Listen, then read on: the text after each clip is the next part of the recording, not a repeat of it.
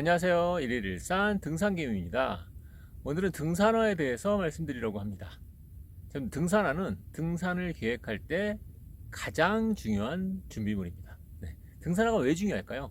일단 첫 번째는 안전성. 안전에 굉장히 중요합니다. 등산화는 건강을 목적으로 한 게 아니라 안전을 목적으로 한 겁니다. 네, 그건 제가 보면서 다시 설명을 드릴 거고요. 두 번째는 경제성입니다.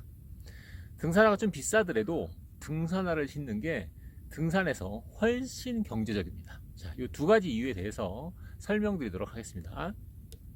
일단 제가 지금 신고 있는 등산화는 캠프라인 헬리오스라는 등산화인데요. 인터넷에 검색해보면 아마 가격이 296,000원 뭐 이렇게 나올 것 같습니다. 근데 좀 밴드나 이런데 좀 더 알아보시면 동호회에서 좀 더 싸게 살 수 있고요. 자, 이 등산화의 특징을 잠깐 볼게요. 지금 제가 신은 등산화가 저는 지금 가장 저한테 맞는 등산화라고 생각하는데, 일단은 등산화가 좀 무거워요. 그리고 목이 굉장히 높습니다. 네. 바닥을 보면 바닥이 굉장히 평평하죠. 이 점에서 볼 때 일단 등산화는 건강을 위한 신발은 아닙니다.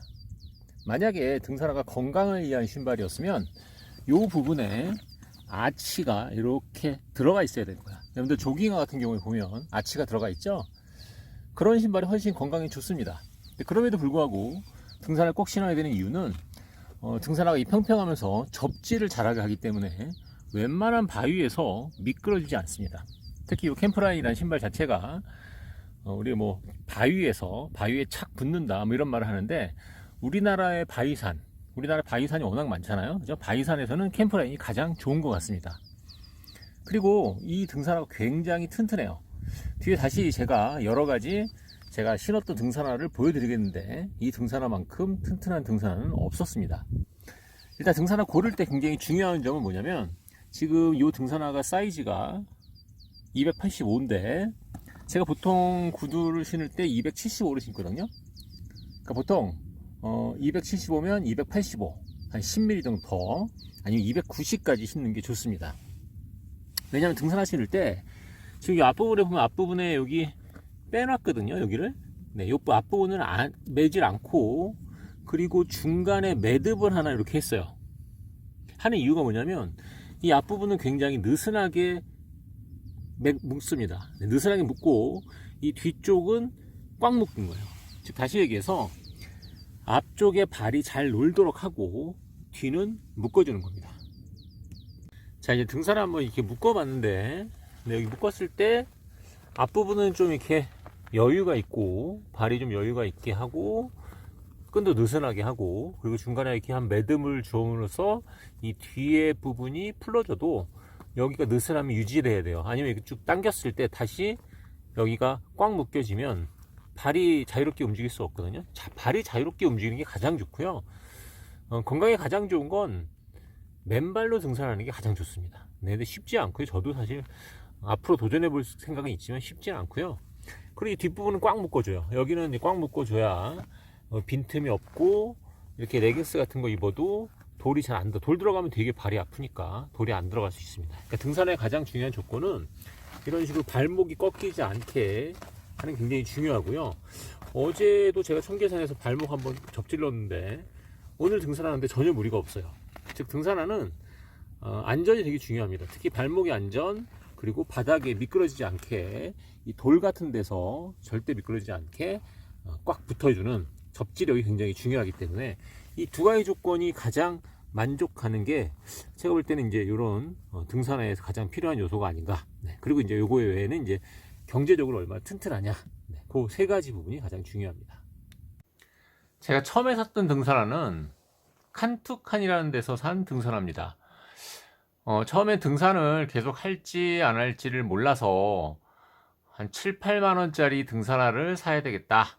부담 없게 뭐 하다가 말면 그만해야 되겠다라고 해서 샀는데, 실제로는 등산하고 한 달 정도는 안 했지만 그 다음부터는 계속 매일 등산을 거의 했거든요. 그러다 보니 이 신발은 한 6개월이 안 돼서 밑창이 다 뜯어질 정도로 그렇게 많이 튼튼하지 않더라고요.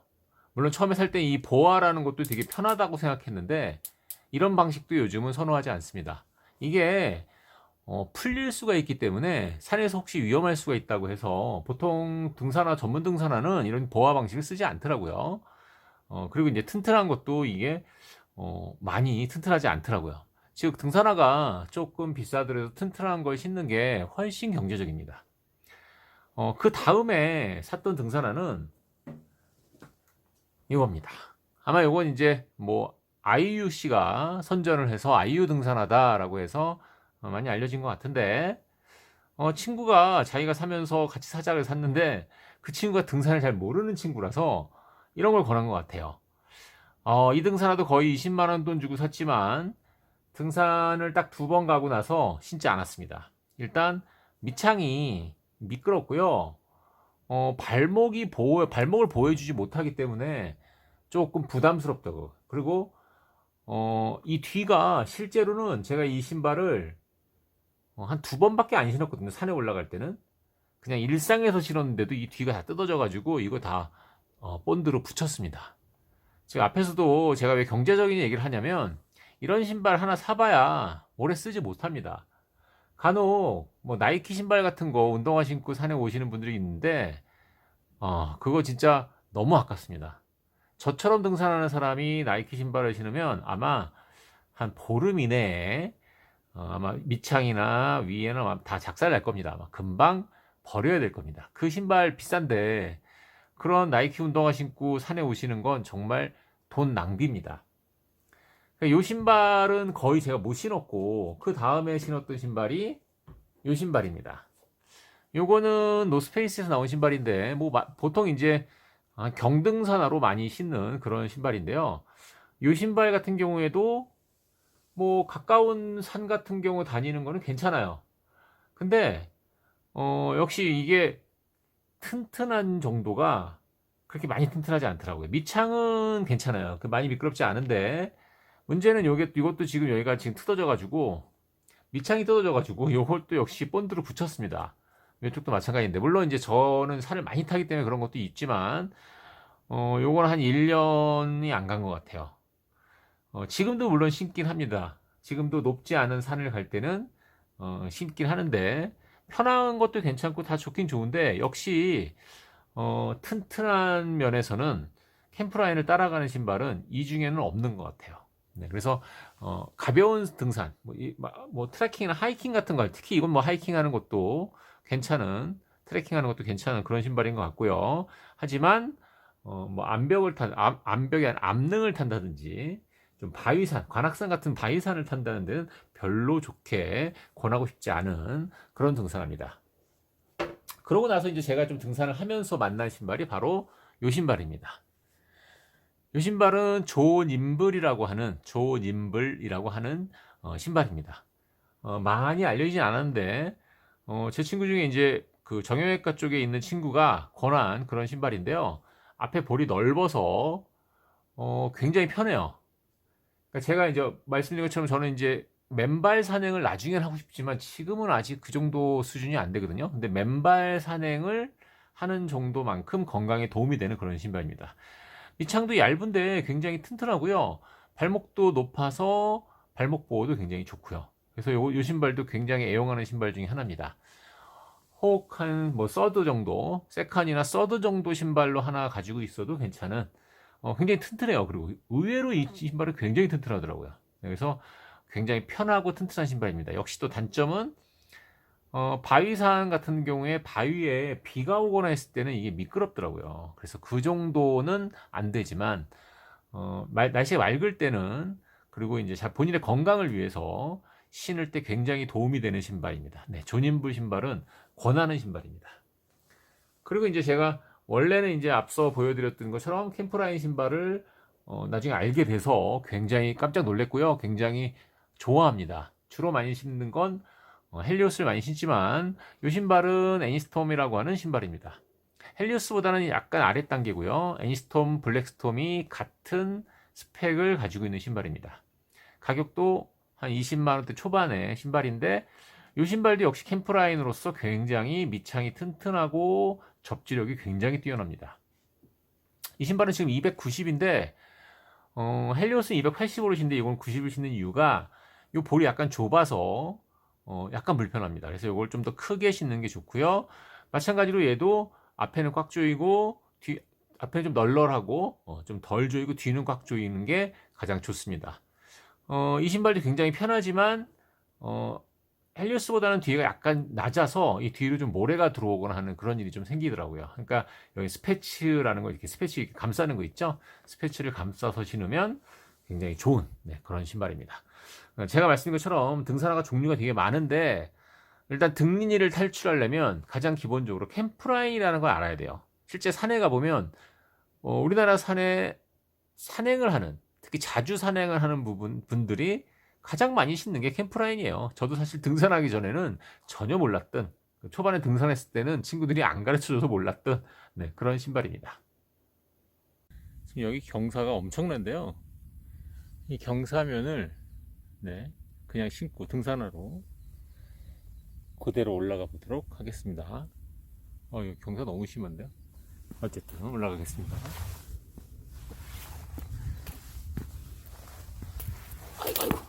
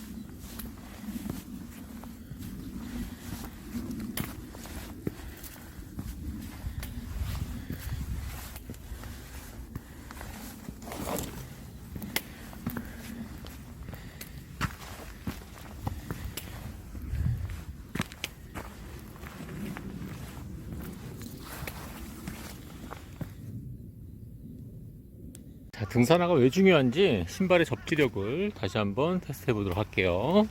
지금 경사면이 꽤 급한데 이 정도 경사면은 등산화를 신으면 그냥 내려갈 수 있어요. 지금 경사가 상당히 근데도 그냥 내려가죠. 물론 뭐 조심조심 내려가야 되지만, 그리고 자갈길 같은 경우에도 발목이 안 다치게 조심조심 가야 됩니다. 여기가 보통 겨울에는 막 눈이 오고 얼음이 얼어서 굉장히 미끄러운데 지금은 뭐 그냥 이 정도로 그냥 여유 있게 걸어갈 수 있을 정도니까 웬만한 이 정도면 이제 웬만한 설악산이나 북한산의 암릉도 다 갈 수 있을 거예요. 여기는 우리 뭐 북한산 Y자 계곡이나 설악산의 뭐 공룡능선이나 다 이 정도밖에 안 되거든요. 지금 여기 보면 엄청나게 길게 돼 있죠. 근데 뭐 등산화 신고 걸어가면 미끄러지지 않고 그냥 쭉 갈 수 있습니다. 안전하게. 제가 또 캠프라인을 경제적이라고 하는 이유 중에 하나는 저 이제 캠프라인을 그 헬리오스라는 신발을 한 1년을 신었더니 제가 1년에 산행을 한 300번 정도 하거든요. 그 바닥 밑창이 다 낡아서 바위에서 미끄러지는 거야. 그래서 캠프라인 서비스 센터를 인터넷 검색해서 전화해 봤더니 보내주면 밑창을 갈아줍니다. 물론 이제 유료고요. 근데 헬리오스 신발이 한 30만 원 하는데 그 밑창을 가는데 한 8만 원 들어요. 뭐 애니스탐 같은 경우에는 아마 6만 원 이렇게 하는 것 같아요. 어쨌든 다시 갈아서 보내줬는데 완전 새 거가 돼서 왔더라고요. 그러니까 저같이 이제 산을 많이 타는 사람들한테는 이거보다 경제적인 신발은 없어요. 안전하죠, 경제적이죠.